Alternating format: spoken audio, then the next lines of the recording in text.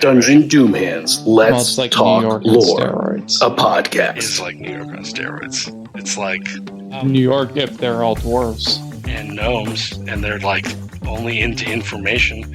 Welcome back.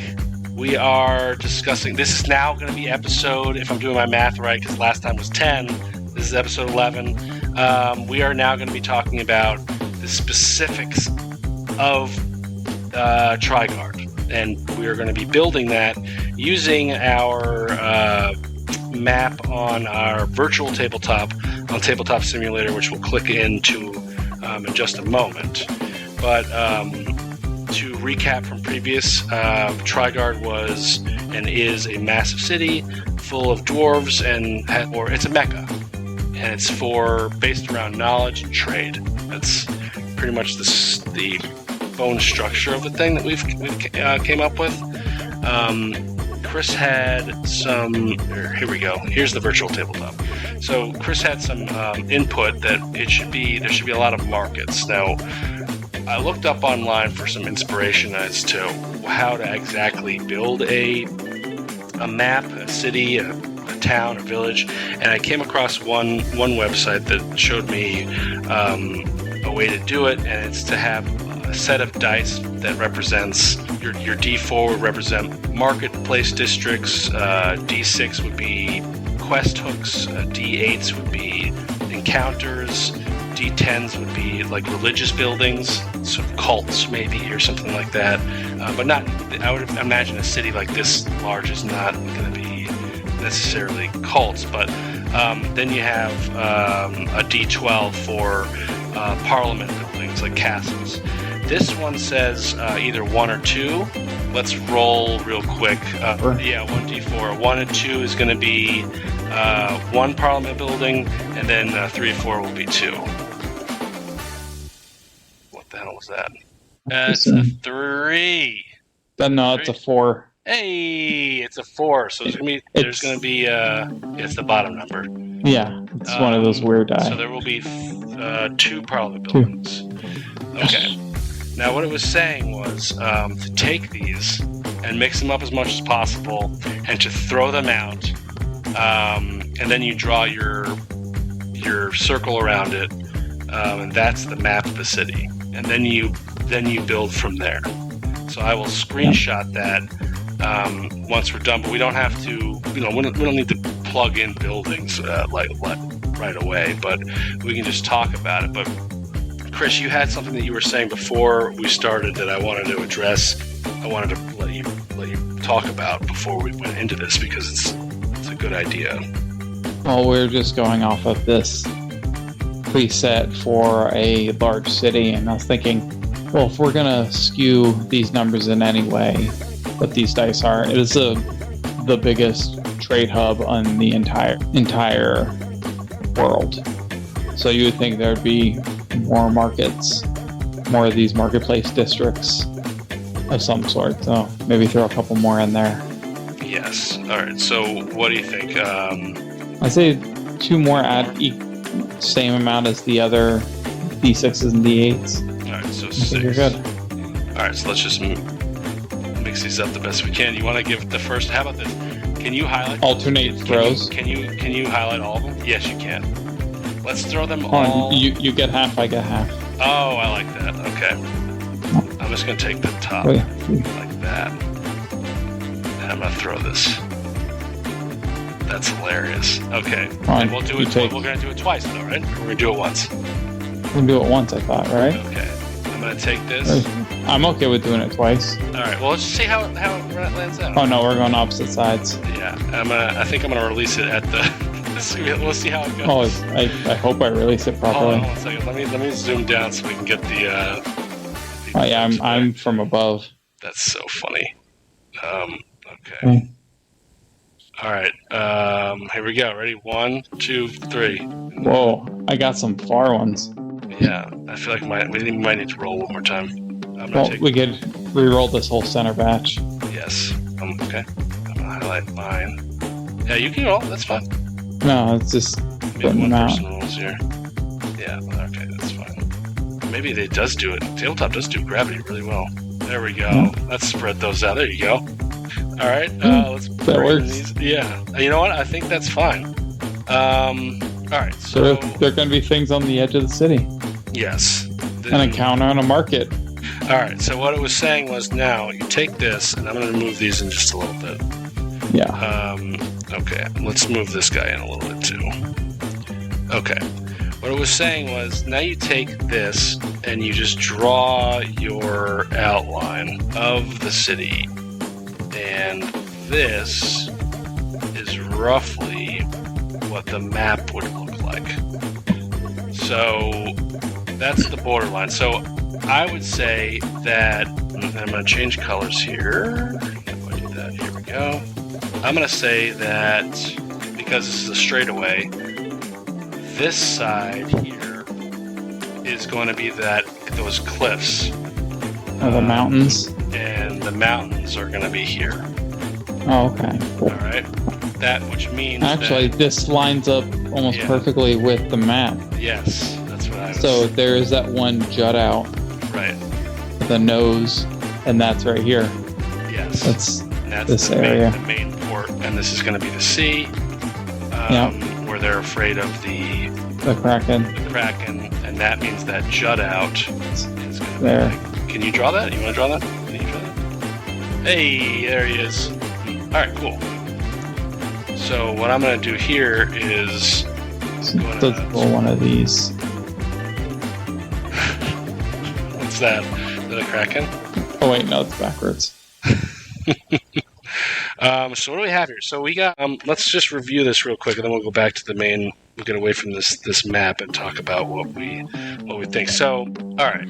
So North south now. From the sea. So you got 1, 2, 3. You got 3 main markets coming from the seaport, the main sea, where ships are coming in. Which is cool. I like that because that means that a lot of stuff is coming from the sea. Maybe the one in the middle might have who knows, and who knows who they're controlled by. Let's circle these, maybe so we don't lose them. Yeah. Circle them green for the markets. That's a good idea. And then we got a market up top, up here, I think. Right? D4s. Okay, so now you got 3. Oh, you got competing markets. That's interesting. So you got 1 and 2 and 3. So you got 3. Yes.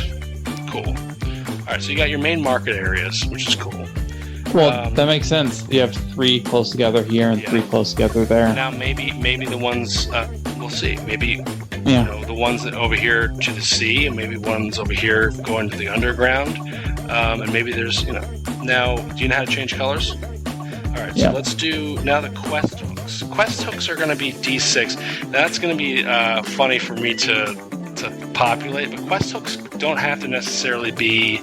They could be locations for quest hooks we already have. They could also be bars. They could also be a science lab. They could be, so I can use those to. Let's go yellow. Fill in. I can use some NPCs that we've had before to just help me fill those in. So those are going to be, the quest hooks are going to be D6s. Yes. So I think the way that this works out is that the quest hooks aren't necessarily like a knight standing there with a map to some treasure. The quest hook is going to be the knight's training camp, that he has a treasure map there perhaps, but it's the location that he's at. So those are the quest hooks. Yeah, so that's a nice scatter throughout the city. That's really cool. A bunching around the markets. Then you have encounters. Now these also do not have to be people. So I feel like encounter, what is an encounter in terms of like a place? It could be a square. Or, it could be the gate. Yeah. The gate to come in. Right. So an 8. A D8. D8. So starting down bottom. Yep. Well, that's why I thought of it, because I saw that there. That's funny. That's hilarious. They're all over. Yeah. They could be a square. They could be another dock. It could also be I keep saying bar because I love bars. Yeah, it could be a dock. It could be maybe the portal scientists. Maybe a tower where a wizard's at. It can't be a palace because that's a deed. But it doesn't necessarily. The encounter doesn't necessarily have to be a person. That's all I'm saying. These are all the locations and buildings. Okay. Yeah. All right. D10.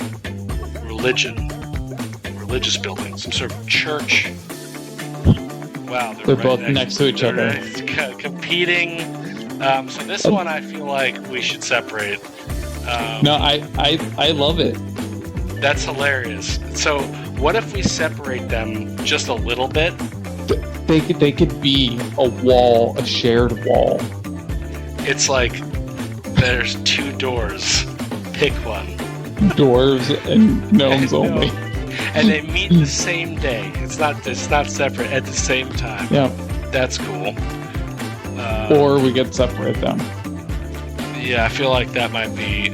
Oh, I did the same color anyway. That's okay. Don't hit erase all. Yeah. Nope. I did that once where I made a whole thing like this. I accidentally hit erase all lines. But guys, the most important thing here to know is that the tabletop simulator allows you to go back steps, so you can how about red? You could do red. I was gonna do blue. Blue, perfect. Do we want to separate them? Yeah, let's separate them a little bit. Let's do here a random roll here. Let's do there. Let's do it over there. There you go. So what's the yellow? So that's an encounter. So that could be a weird religion where there's the big chapel, and then maybe that's the more popular one that has the chapel. There's a marketplace that sort of ties in. It feeds the church. It's money and all that stuff. Or it's the sketch underground one who tries to draw the adventurers in. And it could also be that the religion area is actually the holder of the portal to the underground. So you don't have to have it doesn't have to be that the trading is happening all at the squares. The markets. It could be that the trading. Remember, it's about knowledge. The trading of knowledge and religions is also important too. So that's why there's also a market right outside this one. And this other guy is probably pissed off, and there's going to be some sort of. And the religions are far away from the government buildings. Yes. And I promise you this, Chris. I promise you this. I will not go in there with any name for any religious or king or anything like that.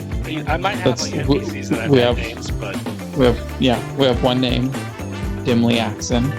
Dimly Axon. Yep. All right. So the government, the 12 government buildings. Yes. So these are like a mayor's mansion type thing. So maybe the castle. Oh no, it's black. Yeah, maybe the castle will be toward. Yeah, maybe the castle will be further away from the markets. Maybe the one over here. That's the first. I would say that other than the. I think the Kraken being furthest away from the Kraken is probably. Well, yeah. I was when I saw that there, I was like, yeah, they're built into the mountain. Into this cliff face for protection, even more so. But then they're going to be shielded by the crystal and technological advancements that they have. But you can also have flying crafts that hover. Think of Helm's Deep. This is like the mountain retreat to secure everything in, and then the town opens up to the town in front of it. So this is the map. This is the general layout of Trigard. I love it. That's really cool. And then later on, what I'll do is I'll show everyone the power of. I just want to save this because it's dope. I'll show everyone. I'll do it live too in a couple weeks. The power of Tabletop Simulator. Here, I'm going to go back to our normal thing and drop in the large, cool 3D because that's going to be really cool. So I feel like that's a an interesting way to show how to technically world build as you're just mapping out the city. I do like how we decided to just do a capital city. Why not? To be brutally honest, I have visualized cities in my mind, and I have run them with you guys, like the trade port. We did it over online as we always play, and we did it on Tabletop Simulator. But I just had the fires burning and nothing visual. It was great, and I think that for cities in our game, everyone has their own way they use models. I like the OG. I'm leaning towards the OG D&D version of maps, hand-drawn maps, slowly pulling you over to that side. The one thing about the Tabletop Simulator is that it shows you everything. So it sort of leaves out the imagination. Now, my werewolf is going to be different from your werewolf. But if I were to drop a werewolf on the thing that I've loaded from a different game, that's our werewolf. And if you take that analysis and you apply it towards all things, I'm sort of limiting the power of D&D. But if you're smart enough and able to separate out the fact that we're using the tabletop as a table because you're in Florida and I'm in New York, and the next Trigard habitant who's going to be joining us in a couple weeks is going to be from California, then I think it's safe to say that's fun. But yeah, I think running cities, you don't really need much. You just need to play it here. Because remember when I ran that market, that was really fun. Oh yeah, it was very fun. That was great. You've run like small towns well before. Yeah, I get Lone Stars, like the locations and the buildings and stuff. That's what I like this technique that we used, because as we're just going through what the things are and seeing how they're grouped together, we're creating the entire atmosphere of what the city is, the interactions that can be created, even if we're not using them all for those individual die. That idea still can be in the city somewhere. Yes. And especially about being a city this big. Every crazy idea you think of probably will happen in the city. And that's really, really cool. And I think that playing the city not visually just lets everyone do it in their mind. I think maybe I'll build out a couple places, like the castle. Maybe I'll have a visual where you guys can move the characters in the castle. But what do you think about traveling within the city? I feel like a random encounter table might be cool there too, but it's going to be heavily guarded by the city's Warforged. I feel like the city's Warforged is going to be. I feel in a city slaves. I feel like the deep gnomes are going to be able to communicate to the dwarves about the Underdark slavery situation, and they're going to have learned that slavery is not necessarily the best thing, and let's build these Warforged bots to be the slaves, and that will lead to an eventual story about how the Warforged bot becomes a person and realizes that, if someone wants to make that character. Yeah. So for travel in the city, I think a nice way to do it is you give not having all these circles on there, but you give us essentially a map of the city with a couple little markers, and you can say have a key on there of like, this far is 1 hour walking, or 1 hour walking, or 5 minutes running. I'm going to build out the city 3D wise, dope and awesome looking.